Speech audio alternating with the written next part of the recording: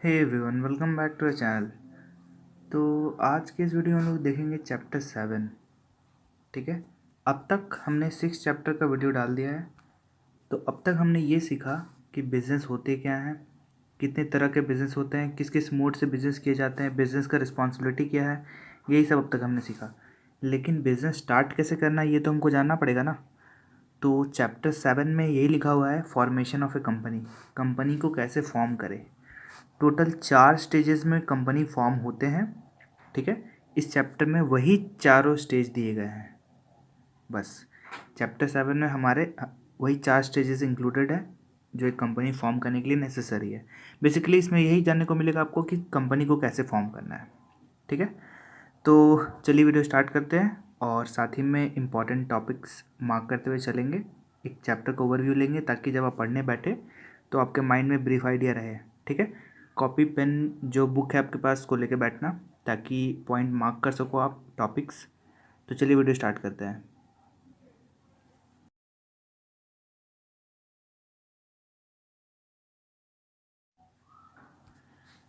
तो भैया हर चैप्टर के जैसे इस चैप्टर में भी सबसे पहले आता है इंट्रोडक्शन। ठीक है, इंट्रो आज थोड़ा कलर चेंज करते हैं, लिखने का ब्लू रखते हैं। इसके बाद आता है फॉर्मेशन ऑफ कंपनी। ठीक है, फॉर्मेशन ऑफ कंपनी में आपको पढ़ना है तो ये पढ़ लेना। मैं बस इंपॉर्टेंट पॉइंट ओवरव्यू दूंगा क्योंकि बहुत लंबा वीडियो बन जाता है यार। पिछले बार का वीडियो 17 मिनट्स का बन गया था। ठीक है, तो यहाँ पे लिखे गए हैं 4 स्टेजेस हैं for incorporating A company. First is promotion, second is incorporation, third is subscription and fourth is commencement of business. यानी कि पहले प्रमोशन करो, आइडिया वाइडिया लाओ, उसके बाद कंपनी बना दो, उसके बाद फिर पैसा इकट्ठा करो, उसके बाद बिज़नेस स्टार्ट करो। ठीक है, तो चारों स्टेज पढ़ेंगे इस चैप्टर में, पूरा इसी के बारे दिया गया है। 1 बाय 1 स्टार्ट करते हैं। तो आते हैं फर्स्ट स्टेज के ऊपर जो है प्रमोशन ऑफ ए कंपनी। ठीक है, अब प्रमोशन ऑफ कंपनी होता क्या है पहले यहाँ देख लेते हैं। कौन करता है प्रमोशन? प्रमोटर करता है। प्रमोटर कौन होता है हम लोग आगे पढ़ेंगे। ठीक है, सबसे पहले यहाँ से आप लोग देखना स्टार्ट कीजिए। एनी पर्सन और अ ग्रुप ऑफ पर्सन और even a company may have discovered an opportunity if such person or group of person or a company proceed to form a company then they are said to be promoter of a company। यानी कि कोई person या group of person या फिर company कोई opportunity discover किया और उस अपॉर्चुनिटी को लेके वो कंपनी को बनाना चाहता है तो उसको हम लोग प्रमोटर कहते हैं। ठीक है, अब ऐसा कोई स्टैट्यूटरी डेफिनेशन नहीं यहाँ पे लिखा हुआ है। अब देखते हैं फंक्शन ऑफ प्रमोटर्स क्या है। ठीक है, ये इंपॉर्टेंट है, प्रमोटर का मीनिंग और ये दोनों ही इंपॉर्टेंट है। अब यहाँ बात आता है प्रमोटर का काम क्या क्या है। सबसे पहले प्रमोटर देखता है बिजनेस अपॉर्चुनिटी को, किस क्या क्या चीज़ का बिज़नेस किया जाए। ठीक है, उसका अपॉर्चुनिटी को ढूंढता है। उसके बाद फिजिबिलिटी स्टडी करता है वो। फिजिबिलिटी स्टडी में बहुत सारे स्टडीज़ आते हैं। ठीक है, जैसे प्रॉफिटेबल है कि नहीं है, उसके लिए फ़ंड इकट्ठा होगा कि नहीं होगा, रिसोर्सेज हैं कि नहीं, ये सारा चीज़ का स्टडी किया जाता है फिजिबिलिटी स्टडी में। ये है सेकंड पॉइंट। फिजिबिलिटी स्टडी में आते हैं टेक्निकल फिजिबिलिटी, कि जो आइडिया मैंने लाया है वो पॉसिबल है कि नहीं। ठीक है, पॉसिबल नहीं है तो उसको वहीं पे ड्रॉप कर देते हैं। इसके बाद आता है फिनेंशियल फिजिबिलिटी, कितने फ़ंड रिक्वायर्ड हैं, क्या अरेंजमेंट पॉसिबल है, क्या हम लोग को कहाँ कहाँ से फ़ंड मिल सकता है, ये सारा चीज़ का स्टडी किया जाता है। इसके बाद देखते हैं इकोनॉमिक फिजिबिलिटी। इकोनॉमिक फिजिबिलिटी का मतलब ये है कि क्या जो बिज़नेस हम लोग प्रपोज़ किए हैं वो प्रॉफिटेबल होगा कि नहीं होगा, सही से हम लोग को रिटर्न देगा कि नहीं देगा। अगर नहीं देगा तो उसको वहीं पे ड्रॉप कर देते हैं। इसके बाद थर्ड पॉइंट आता है नेम अप्रूवल। इसके बाद फिजिबिलिटी स्टडी हो गया, अब क्या काम किस चीज़ का बिज़नेस करना है वो हो गया। अब क्या नाम रखना है उस कंपनी का। वो कंपनी का नाम आपका ऑब्जेक्टिव के जैसा ही होना चाहिए। ऐसा नहीं है कि आप बेच रहे हैं कुछ और नाम है कुछ, तो ऐसा करने से गड़बड़ हो जाएगा। आदमी को होता है विश्वास नहीं होता है, स्पेशली देखा जाए तो विश्वास ही नहीं होता है। और आपका जो नेम अप्रूवल के लिए जब जाता है आपका सारा पेपर्स, तो भी अप्रूव होने में प्रॉब्लम हो जाता है। इसके बाद नेम अप्रूवल होने के बाद सिग्नेटरीज़ को फिक्सेस करना है हमारे memorandum of association. Memorandum of association में हमारे सारे ऑब्जेक्टिव्स लिखे जाते हैं कि क्या क्या ऑब्जेक्टिव्स है कंपनी का। उसके बाद प्रोफेशनल को अपॉइंट किया जाता है सच एज बैंकर्स, जो मेरे शेयर बेचवाएंगे वो। उसके बाद और भी बहुत सारे auditors, this type of peoples, professional peoples are appointed. ठीक है, ये सारे चीज़। सिक्स्थ है प्रिपेयरिंग ऑफ नेसेसरी डॉक्यूमेंट्स, बहुत सारे ज़रूरत डॉक्यूमेंट्स बनते हैं जैसे MOA, memorandum of association, article of association, फिर बहुत सारे एफिडेविट हो जाते हैं, ये सारी चीज़ हमें बनाने पड़ते हैं। ठीक है, तो इतनी सारी चीज़ होने के बाद ये सारा प्रोमोटर का फंक्शन है। ये सारा चीज़ कौन करता है? प्रोमोटर। एक कंपनी होने से पहले ये सारा चीज़ वो करके तैयार कर लेता है। ठीक है, अब इसके बाद देखते हैं documents required to be submitted. यहाँ पे आता है MOA एंड AOA, ये दोनों ही इंपॉर्टेंट है, MOA और AOA। MOA का मतलब क्या होता है? MOA वो डॉक्यूमेंट है जिसमें आपका ऑब्जेक्टिव लिखा रहता है कंपनी का। ठीक है, जिसमें आपका कंपनी का ऑब्जेक्टिव लिखा रहता है। उसके बाद वो कंपनी उस ऑब्जेक्टिव से बाहर कोई काम नहीं कर सकता। ठीक है, अगर लीगली नहीं कर सकता है फिर वो इलीगल हो जाएगा। ठीक है, जो ऑब्जेक्टिव के लिए बिजनेस बना है उस ऑब्जेक्टिव को फुलफिल कर रहा है कि नहीं। ऐसा नहीं है कि जब बिजनेस कर रहा है उसमें ड्रग्स बेच रहा है, दारू बेच रहा है, ऐसा नहीं चलना चाहिए। जो ऑब्जेक्टिव वही काम होना चाहिए। इसमें कुछ कुछ क्लॉजेज ऐड होते हैं मेमोरेंडम ऑफ एसोसिएशन में, तो हम लोग देखते हैं वो वन बाय वन। सबसे पहले आते हैं नेम क्लॉज। ये क्लॉजेज इंपॉर्टेंट है, MOA का सारा क्लॉजेज इंपॉर्टेंट है। एग्जाम में पूछता है क्लॉजेज बताइए मेमोरेंडम ऑफ एसोसिएशन का। ठीक है, सबसे पहले आता है नेम क्लॉज, फिर आता है registered office clause. Name clause में आपका नाम लिखा रहता है। रजिस्टर्ड ऑफिस क्लॉज में आपका मेन जो ऑफिस है उसका एड्रेस लिखा रहता है, कहाँ पे है वो, कौन से स्टेट में है वो। ठीक है, और ऑफिस अगर नहीं है तो ऑफिस बनाओ और उसको 30 दिन के अंदर सबमिट करो। ठीक है, रजिस्ट्रार के पास, रजिस्ट्रार कौन होते हैं वो भी मैं बताऊँगा। रजिस्ट्रार के पास 30 दिन के अंदर सबमिट करना पड़ता है कि ये मेरा मेन ऑफिस है, यहाँ से सारा चीज़ कंट्रोल होगा। उसके बाद आता है ऑब्जेक्ट क्लॉज। ऑब्जेक्ट क्लॉज में क्या होता है कि आप किस पर्पस के लिए बिजनेस बना है, आपका बिजनेस में काम क्या क्या होगा। ठीक है, इसके बाद ऑब्जेक्ट क्लॉज में मेन ऑब्जेक्ट आते हैं और अदर ऑब्जेक्ट आते हैं, जो आपका मेन ऑब्जेक्ट है और जो अदर ऑब्जेक्ट है। ठीक है, इसके बाद आता है लायबिलिटी क्लॉज। लायबिलिटी क्लॉज में ये लिखे गए हैं कि कितना लायबिलिटी होगा इच मेंबर का जो शेयर सब्सक्राइब करेंगे, up to the unpaid share या फिर अनलिमिटेड लायबिलिटी, ये सारी चीज़ इसमें लिखे जाते हैं। कैपिटल क्लॉज में लिखे जाते हैं कितना कैपिटल आपकी कंपनी रेज कर सकती है मार्केट से, यानी कि टोटल रजिस्टर्ड कैपिटल, यानी कि हो सकता है 10 करोड़, हो सकता है 20 करोड़, जो भी होगा वो लिखा रहेगा कैपिटल क्लॉज में। हो सकता है 10 करोड़ आपका रजिस्टर्ड है जिसमें से हमको 5 करोड़ का नीड है तो 5 करोड़ को ही रेज किए, बाकी 5 करोड़ बचा हुआ, मैक्सिमम 10 करोड़ कर सकते हैं। ठीक है, ये सारी चीज़ कैपिटल क्लॉज में लिखे जाते हैं और हायर स्टडीज़ में आप ज़्यादा डिटेल में पढ़ेंगे। जो आपका काम का है वो मैं अब बताते चल रहा हूँ। ठीक है, इसके बाद एसोसिएशन क्लॉज। एसोसिएशन क्लॉज में सिग्नेटरीज आते हैं कि हाँ हम एग्री करते हैं कंपनी के साथ चलने के लिए। ठीक है, जो मेमोरेंडम और आर्टिकल में साइन करते हैं, और memorandum of association at least 7% sign करेंगे इन पब्लिक कंपनी में और 2% प्राइवेट कंपनी में। ठीक है, ये लिखे गए हैं, आप देख लेना।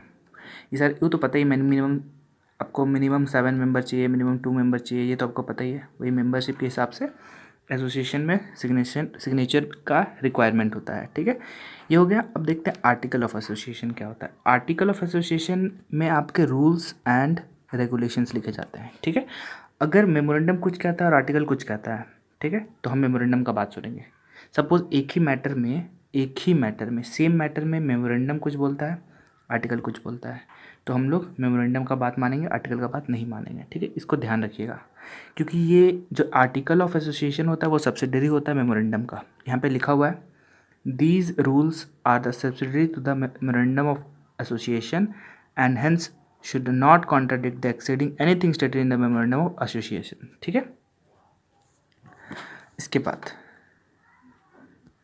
इसके बाद आते हैं यहाँ पे सी है कंसेंट ऑफ प्रपोज डायरेक्टर्स। इसके बाद डॉक्यूमेंट्स में आते हैं कंसेंट ऑफ प्रपोज डायरेक्टर, कौन कौन हमारे डायरेक्टर बनेंगे, उस डायरेक्टर का, इंसान का सारा प्रॉपर एड्रेस और भी ज़्यादा क्वालिफ़िकेशन, कितना शेयर लेगा, उसका कैपेसिटी है कि नहीं है, क्या का काम करेगा, ये सारा चीज़ का कंसेंट लेंगे उस डायरेक्टर से। उसके बाद लेंगे एग्रीमेंट्स, बहुत सारे एग्रीमेंट्स बनेंगे, चाहे वो डायरेक्टर के रिगार्डिंग हो, होल टाइम डायरेक्टर के रिगार्डिंग हो, या फिर और भी चीज़ के रिगार्डिंग हो। इस सारे चीज़ का एग्रीमेंट बना के सारा अपॉइंटमेंट का हमको रजिस्ट्रार के पास सबमिट करना है। ठीक है, ये हो गया एग्रीमेंट में। इसके बाद आता है स्टैट्यूटरी डिक्लेरेशन। स्टैट्यूटरी डिक्लेरेशन में ये होता है कि ये डिक्लेयर करते हैं कि हम सारे के सारे रूल्स, सारे के सारे रेगुलेशंस, सारे के सारे प्रोविज़न को प्रॉपर तरीके से कंप्लाई किए हैं कंपनी फॉर्म करने से पहले। मेरे कंपनी फॉर्मेशन में कोई भी मिस्टेक नहीं है। ये सारी चीज़ हमको किसी सीए के अंडर या फिर एडवोकेट के अंडर जाके साइन कराना पड़ता है कि देखिए सर, मेरा सारा पेपर्स देख लीजिए, सारा सही है कि नहीं है, अगर है तो साइन कर दीजिए ताकि मैं आगे रजिस्ट्रार को जमा कर सकूँ। ठीक है, ये सारी चीज़ होता है। इसके बाद कुछ पैसे देना है हमें रजिस्ट्रार को, और फ़ी जो है डिपेंड करेगा आपका कितना कैपिटल ऑथराइज्ड है। फ़ी दीजिए, कंपनी इनकॉर्पोरेट करा लीजिए। ये सारे पेपर्स, डॉक्यूमेंट्स हमको ज़रूरत है इनकॉर्पोरेशन के समय। अब देखते हैं पोजीशन ऑफ प्रमोटर क्या है। प्रमोटर का पोजीशन क्या होता है। प्रमोटर ना तो कोई एजेंट होता है, ठीक है, ना तो कोई आपका ट्रस्टीज़ होता है। ये एक नॉर्मल पीपल है जो किसी कंपनी को फॉर्म करने के लिए स्टेप लिए हैं। कोई जब तक कंपनी फॉर्म नहीं होगा तब तक प्रमोटर सारा का सारा एग्रीमेंट में लायबल होगा, अगर वो कुछ एग्रीमेंट करता है तो। ठीक है, जैसे कंपनी बन गया, ठीक है, कंपनी अगर उसको रेटिफाई नहीं करता है तो वो फिर उसी जो प्रमोटर है वही आपका उसी का लायबिलिटी चलता जाता है। ठीक है, बाकी इसमें बहुत कुछ है पढ़ने को, आप पढ़ लेना। ठीक है, they are personally liable for all the contract which are entered for them by the company before its incorporation in case of the same are not ratified by company later on, also the promoter are not the trustee of the company. ठीक है, ये सारी चीज़ लिखेगा है, मैंने brief में बता दिया, नहीं तो बहुत लंबा वीडियो बन जाएगा। इसके बाद आता है इनकॉर्पोरेशन स्टेज। इनकॉर्पोरेशन में आपका कंपनी बनेगा। इनकॉर्पोरेशन में कुछ डॉक्यूमेंट्स की ज़रूरत है, ये ऑलरेडी मैंने डिस्कस कर लिया, अगर आपने पढ़ना है तो पढ़ लेना। जैसे मेमोरेंडम होगा, आर्टिकल होगा, कंसेंट लेंगे, एग्रीमेंट बनेगा, कॉपी ऑफ रजिस्ट्रार करेगा नेम के लिए, फिर डिक्लेरेशन फॉर्म करेंगे, डिक्लेरेशन को जमा कर देंगे। ठीक है, उसके बाद notice about the exact address of registered office also भी submitted along with this documents, ये सारी चीज़ होगा, आप पढ़ लेना। इसके बाद आते हैं effect of certificate of incorporation. इसमें इंपॉर्टेंट की बात कर दे अगर हम, तो फंक्शन ऑफ प्रमोटर, ये इंपॉर्टेंट है, आपको मैंने बता ही दिया। इसके बाद नेम अप्रूवल, सारे चीज़, डॉक्यूमेंट्स रिक्वायर्ड टू फॉर्म, ये भी इंपॉर्टेंट है। ये पूरे चैप्टर ही इंपॉर्टेंट है, ऐसा कुछ नहीं बोल सकते कि हमें इंपॉर्टेंट नहीं है। ठीक है, डॉक्यूमेंट सारे इंपॉर्टेंट है। इसके बाद पोजीशन ऑफ प्रमोटर में सेम लिखा हुआ है, इसलिए ऐसा जिसमें कुछ बोलने का नहीं है कि इंपॉर्टेंट है कि नहीं, सेम है। अगर आप वहाँ याद कर लेते हो तो आपको एकदम सेम ही पड़ेगा। Effect of certificate of incorporation. Effect of certificate incorporation में आपको कुछ बताने का ये है कि अगर 6 तारीख को इनकॉर्पोरेशन का बात है, थोड़ा लेट से आपको सर्टिफिकेट मिला है, मान लीजिए 9 तारीख को या फिर 10 तारीख को, तो आपका इफेक्ट जो होगा 6 तारीख से ही होगा। ठीक है, क्योंकि 6 तारीख को इशू होगा। तो इसके बाद आता है कैपिटल सब्सक्रिप्शन। कैपिटल कहाँ से लें, सेबी से अप्रूवल कराना पड़ता है सबसे पहले, security exchange board of India जो हमारा रेगुलेटरी अथॉरिटी है। इसके बाद मेमोरेंडम आर्टिकल में डिफरेंस पढ़ लेना, टेबल्स आता है एग्ज़ाम में। ठीक है, इसके बाद आते हैं filing of prospectus. Prospectus file करना क्या नेसेसरी है, हाँ या ना। प्रोस्पेक्टस में सारा डिटेल लिखे जाए, कंपनी का ऑब्जेक्ट क्या है, कहाँ पे है, नाम क्या है, डायरेक्टर कौन है, सारा डिटेल रहता है। एक तरह से बोले तो अगर कहीं ट्यूशन में जाते हैं तो वो देता है ना प्रोस्पेक्टस, सेम उसी तरीके से प्रोस्पेक्टस रहता है। कितने कैपिटल्स के साथ ही कंपनी बनेगा, इसका ऑब्जेक्टिव क्या है, डायरेक्टर कौन कौन है, डायरेक्टर क्वालिफाइड है कि नहीं, ये सारे चीज़। ठीक है, अब बात आता है कि क्या प्रोस्पेक्टस हमेशा देना ज़रूरी है। बिना कुछ प्रोस्पेक्टस में अगर मिस स्टेटमेंट रहेगा, अगर उसके वजह से कोई शेयर होल्डर को लॉस होता है तो वो लॉस कंपनी बेयर करेगा। ठीक है, अब appointment of bankers, brokers and underwriters. ठीक है, अंडरराइटर इसलिए होते हैं कि अगर आपको 1 करोड़ रुपये शेयर का ज़रूरत है, ठीक है, मान लीजिए आप शेयर इशू कर रहे हैं, शेयर इशू किए, अब शेयर इशू करने के बाद आपका हो सकता है कि सारा शेयर पब्लिक सब्सक्राइब ना करे, कुछ शेयर बच जाएगा। 1 लाख इशू किए हम, ठीक है, मान लीजिए 10,000 ही सब्सक्राइब किया, 90,000 अगर हम लोग अंडरराइटर के थ्रू, ब्रोकर के थ्रू करवाते हैं। ठीक है, अब ये बहुत ब्रॉड टॉपिक है, आपको बस बेसिक समझना है, तो मैंने आपको बेसिक बता दिया। इसके बाद है मिनिमम सब्सक्रिप्शन, ये इंपॉर्टेंट है क्योंकि आता है what is minimum subscription. Minimum subscription ये कहता है कि 90% आपने जो भी इशू किया है उसका सब्सक्रिप्शन आ जाना चाहिए। अगर नहीं आएगा तो बाकी सारा पैसा वापस कर दीजिए, ठीक है।